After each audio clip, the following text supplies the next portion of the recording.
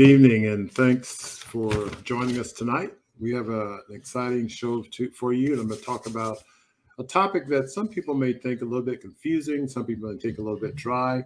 We're going to talk about lipoproteins. So what are lipoproteins, and what does that have to do with heart disease? You know, the term itself seems very complex. Lipoprotein metabolism wasn't my favorite topic when I was in cardiology, but it's a very important biochemical subject. And we're going to get into that subject this evening because I think it's important for us to understand these molecules and what their relationship to your heart health is. Many people ask questions about their cholesterol. What should I do about my cholesterol? Should I take a statin? Should I not take a statin? And I think it's a little bit more complex than should you take a statin? What's your LDL? What's your good cholesterol? What's your bad cholesterol? These molecules have a role in our body, and we're going to touch base on that a little bit. But we're going to look at it from the perspective of these special protein lipid complexes called lipoproteins. So sit back. We have a nice, brief, but exciting and informative show for you tonight, and I look forward to sharing some information with you in just a few minutes.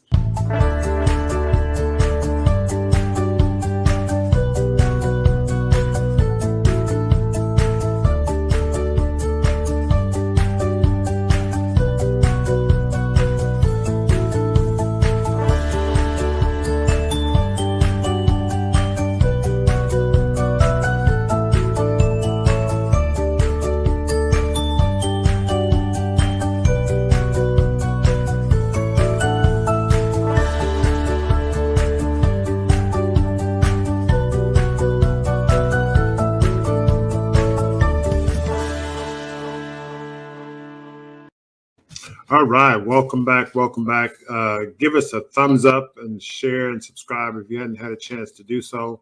As usual, we have some informative information, and I think you'll be able to apply this practically, especially when it comes to the context of interpreting your blood work. You know, oftentimes you go get your cholesterol done by your physicians, and okay, your good is high, your bad is low, or vice versa. So what does all this mean? We're going to talk about lipoproteins and how it affects your heart. I have one of my exciting PowerPoint slides for you. And we're not going to get too much into the weeds, but I think we're going to cover some basic points. I'm going to take you back to some points that we've talked about before in terms of biochemistry, of how the biochemical abnormalities affect your body's health overall. And it's going to have some relevance here tonight. First of all, what are lipoproteins and how do they affect your heart? Well, let's look at what lipoproteins are. They're molecules that transport lipids. So lipids are fats and the like. And really, they're transport molecules. And they're different size transport molecules. The lipids they transport are cholesterol and triglycerides. So there are 5 main types. Chylomicrons is still a big thing. And they're super low dense. So chylomicrons are super low dense. Then you go to VLDL, which are very low dense lipid molecules, and then intermediate dense lipoproteins. And then you have the low dense lipoproteins here. And then you have the high density lipoproteins. So the density, basically, if you can just think about it, you got 5 different categories. The ones that have the most triglycerides or the most fat in it, it's going to be less dense because fat is less dense than, say, protein. So many of you understand, a pound of protein or a pound of muscle, rather, it's heavier than a pound of, it's not heavier than a pound. Say a certain volume of muscle is heavier than a certain equal volume of fat because the muscle density is greater. So let's say you have a cup filled with muscle and a cup filled with fat. The cup that's filled with muscle, since the volume is the same, the cup filled with muscle will sink faster because it's greater density. So the same thing here with these molecules. If you have this chylomicron, it has many more fat molecules then it has these little protein molecules, i.e. muscle being protein predominantly, fat being fat. And so the more fat, the less density. The more fat per protein, less density. The less fat per protein, the higher the density. So we just categorize them based on the density. The super low density, we don't call it super low density, but it's a chylomicron. Very low density, intermediate density, low density, and high density. Now notice my little diagram says bad, non-HDL, and HDL is good. All these molecules serve a purpose. They all have a role that's meaningful. So none are necessarily absolutely bad or absolutely good, but we tend to, label some bad because that's just, again, that's just the politics of cholesterol metabolism, I guess. But anyway, the lipoprotein is made from various molecules, as I alluded to, cholesterol and triglycerides. Those are yellow stuff, and then triglycerides, cholesterol rather, is probably the red molecules here. Then proteins, so the protein molecules are apolipoproteins or phospholipids. So a lipoprotein consists of triglycerides, fats, and cholesterol plus protein, or apolipoprotein. So apolipoproteins are proteins that coat the lipoproteins. They serve for structure. So whenever it's a protein molecule, it serves for a structural role. So the proteins are ligands to bind molecules. So they kind of bind things. They can help with receptor binding, maintaining structural integrity of the lipoprotein. So they have a structural role by and large. Proteins can also have an enzymatic, in the context of enzymes, can have a functional role as well. So major lipoproteins were alluded to.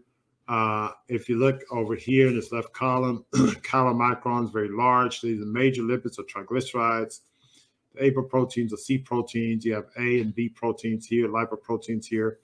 Very low dense lipoproteins, about 45 to 50%, so a little over half, anywhere from a little less to a little over half triglycerides.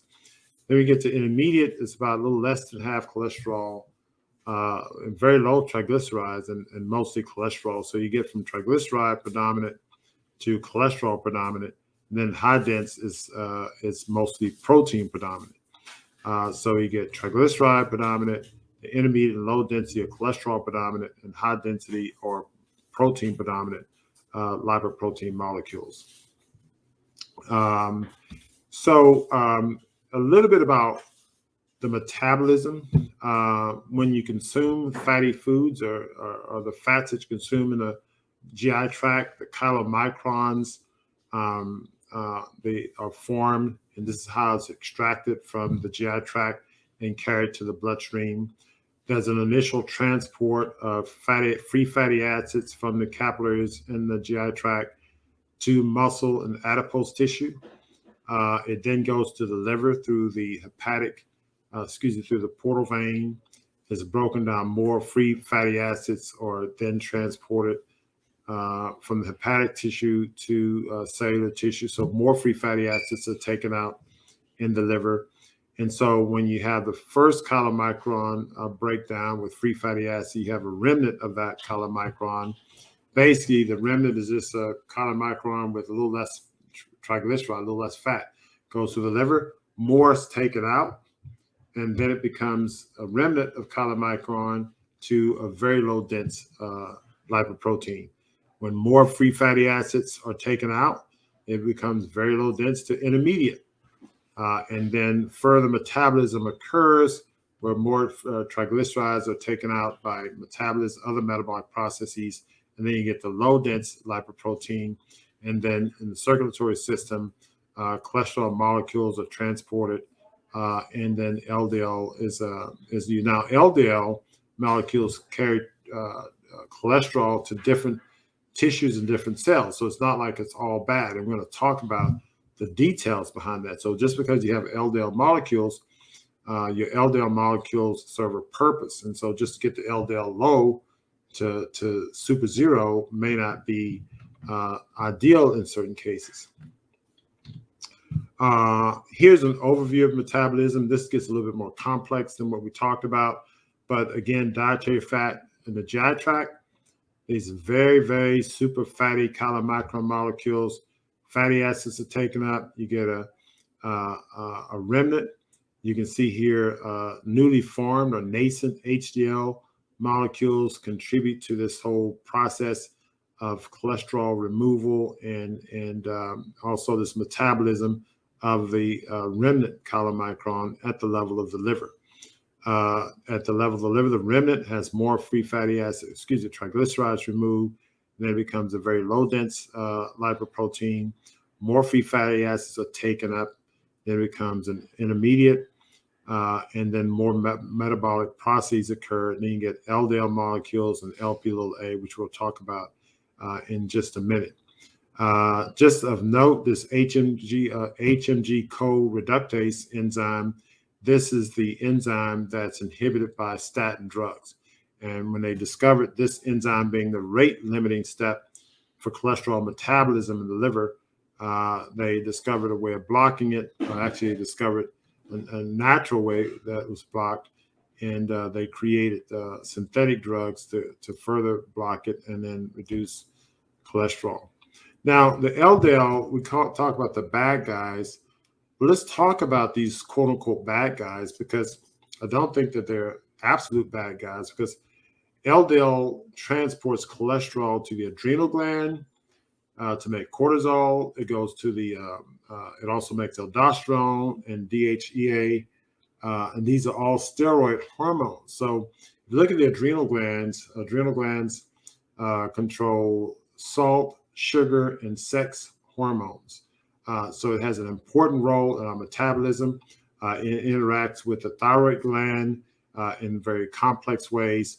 So the adrenal gland utilizes cholesterol that's carried by LDL molecules. So right there, you see an important role of these LDL, molecules in terms of delivering needed cholesterol to adrenal glands. It also transports cholesterol to sex organs to make testosterone, progesterone, estrogen, to the skin for the formation of vitamin D. So there are many important roles of cholesterol, including to being carried to the brain for neurological function, for protection, or insulating nerve cells. So it has a very important role. So we shouldn't just sort of blanket say, oh, all LDL is bad, get your LDL down to zero. No, you don't want to do that, because it has an important role. In contrast, HDL plays a huge role in transporting fats and helps remove cholesterol from the arteries. Now, we're going to highlight that in just a minute, because there's some, again, everything's not so straightforward. Let's think about the concept of plaque formation, because, what worries us more about LDL isn't because, well, LDL is this or LDL is that.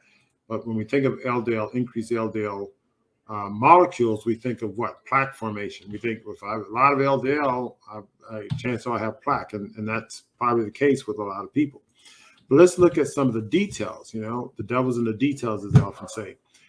LDL particles get structurally altered by molecules called what? Free radicals, and that causes oxidation. Now, remember, last Monday we talked about the biochemistry of heart failure and the biochemistry of heart disease, and we talked about some key mechanisms. We talked about oxidation or oxidative stress, and we talked about inflammation. So there, that our friend here, Mr. Oxidation, is here playing a role in having an adverse effect. So LDL particles can be oxidized, and then the small dense LDL molecules can get oxidized more easily. And so when we look at particle sizes, we look at the small LDL particle size, because those are more atherogenic. Why? Because they're more susceptible to being oxidized, and they hang around in the bloodstream. They can penetrate the blood vessels long and hang around in the blood pressure long, and therefore leading to atherosclerosis. So why are the oxidized LDL particles so bad? Well, immune cells don't like them, and they take them up. But he said, this is bad. These oxidized LDL molecules are potentially dangerous, and it triggers an inflammatory cascade. So you see oxidation and inflammation working hand in hand.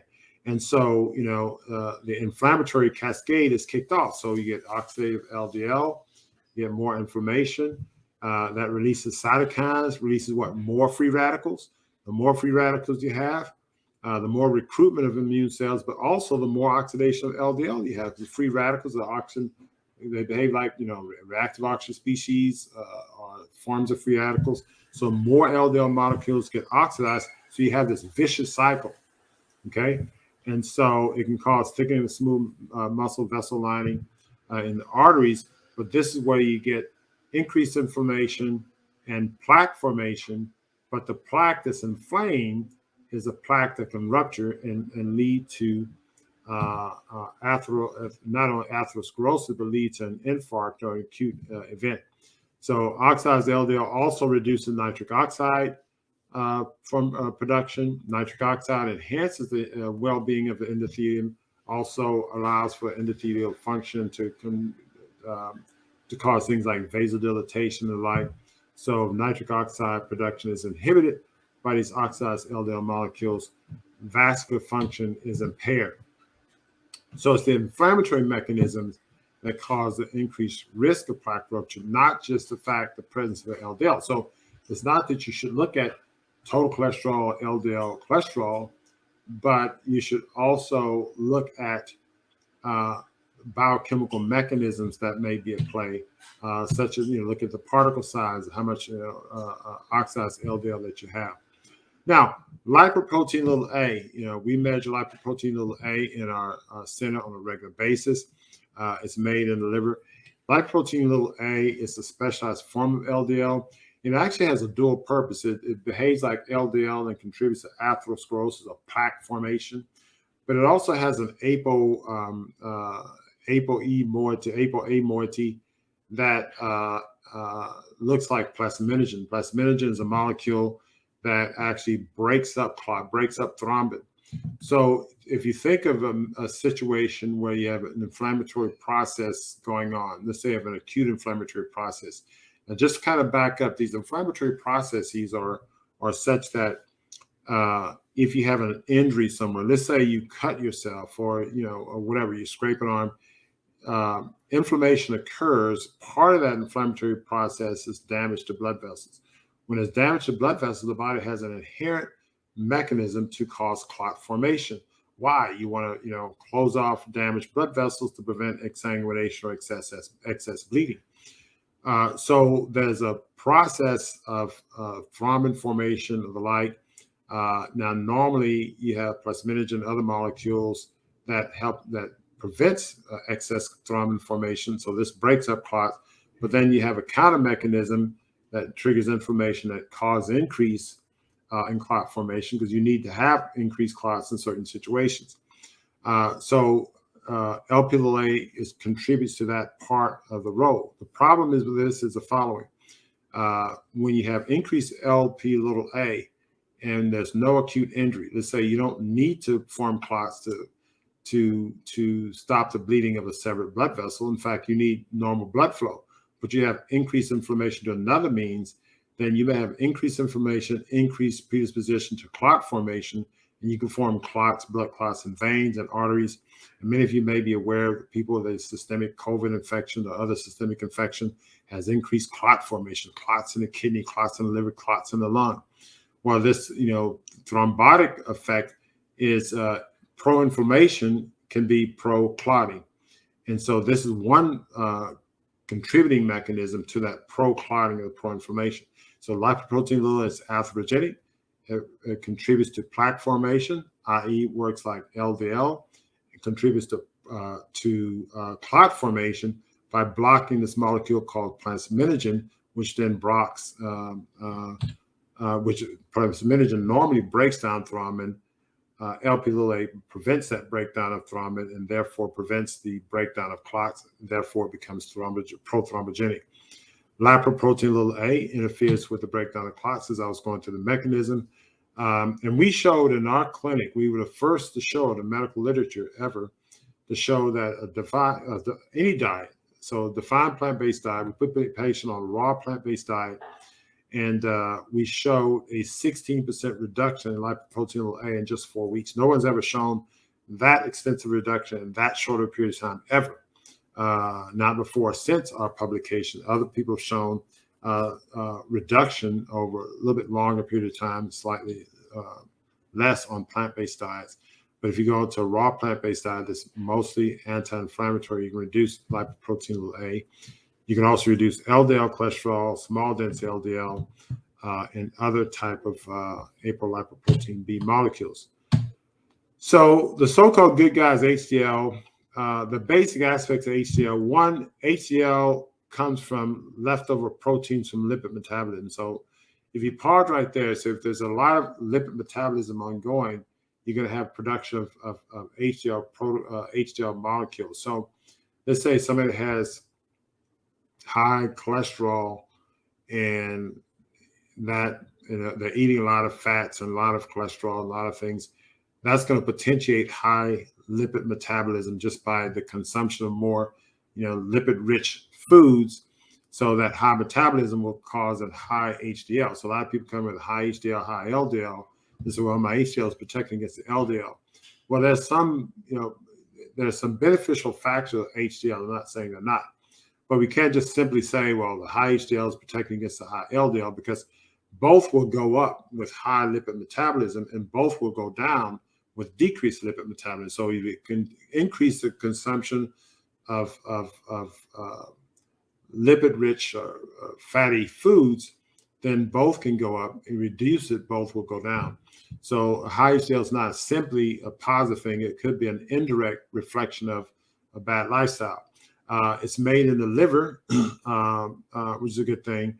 And it assists indirectly with breaking down triglyceride, which is important, and assists in removing cholesterol from arteries, which is important. So it does have important biochemical mechanistic role that it plays. And that's in large part why we say it's a good guide, because it helps remove cholesterol from arteries. So when HDL has a higher percentage of triglycerides, i.e. in a poor diet, is less, some of its capabilities are less efficient, less effective. So if you have HDL molecules that have a little bit more triglycerides, so some of the larger or less dense HDL molecules compared to the smaller, more dense HDL molecule, because within HDL molecules there's a spectrum itself. So the more fatty ones are a little less effective than the smaller ones. And so that's what we have there. So how do you prevent this? I mean, really, the medications that we use, we like to emphasize the lifestyle thing. First of all, don't consume foods with cholesterol. That's a simple first step. Animal protein is at the top of the list. You want to reduce triglyceride. And let me back up real quick. So it's not only the cholesterol in these foods, such as chicken, turkey, beef, pork, fish, seafood, etc. But these animal protein molecules have sugar-like receptors on them that triggers inflammation. So these are pro-inflammatory foods also. So not only when you eat turkey, chicken, or fish, or eggs, you're putting in the cholesterol, but you're also putting in the inflammation, which then contributes the oxidative stress, which contributes to oxidation of these molecules. So that's the problem there. You want to reduce triglyceride levels and triglyceride-rich VLDL by avoiding alcohol, weight gain, developing diabetes, smoking, and consuming trans fat. So the consuming trans fat and sugary beverages are really at the top of this list, along with alcohol.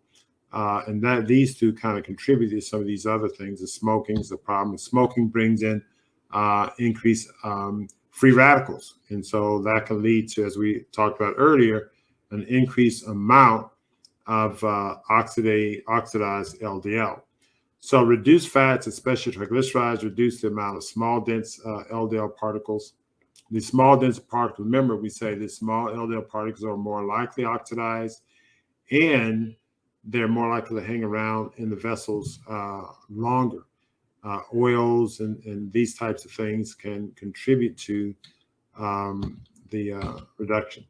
So how do we prevent reverse vascular inflammation, increase HDL with exercise, natural ways of increasing HDL? There have been some pharmaceutical companies, I think Pfizer came out with a drug years ago that increased HDL. And when they did the studies, in fact, it was surprising that they published the studies. When they did the studies, they found that the patients taking the medication to increase LDL